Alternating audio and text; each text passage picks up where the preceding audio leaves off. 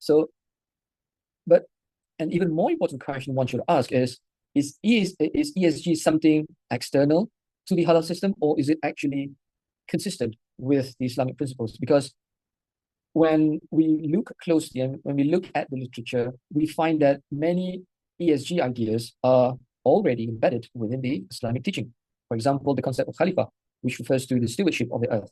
So in Islam, humans are considered caretakers of the environment. We are entrusted with the responsibility to manage natural resources responsibly. So from an ESG's perspective, this aligns directly with the environmental responsibility. It encourages businesses to reduce waste, manage their resources carefully, and then try to minimize environmental harm across their operation. And then we also have the concept of adil, which means justice in labor practice and trade. So this emphasis on the fairness in economic activities, including fair trade of the employees, fair trade of practices in general, and of course equitable distribution of benefits.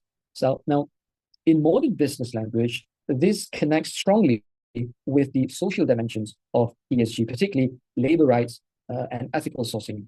And then we have another concept, which is the amana, which means trust and accountability and transparent governance. So in Islamic context, organizations in principle are expected to act with honesty, with transparency, and of course responsibility. So these align closely with the governance pillar of the ESG, which emphasizes on transparency, accountability, and the ethical oversight.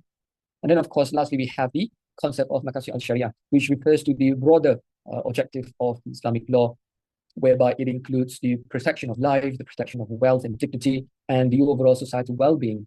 So when you view through this lens, sustainability and responsible governance are fully consistent with Islamic principles. So the key point here is this. ESG is not external to halal. It's not separate from the halal principles. But in many ways, ESG can be seen as an operational extension of values that are already existing within the Islamic teaching. And this perspective helps us to move beyond the ideas that halal is only about certification. So, but rather, halal supply chain should be viewed as a system of ethical and responsible economic activity. Okay? But then again, when these principles are translated into real life logistic and supply chain operation, we can begin to see some challenges, whether it's feasible or not.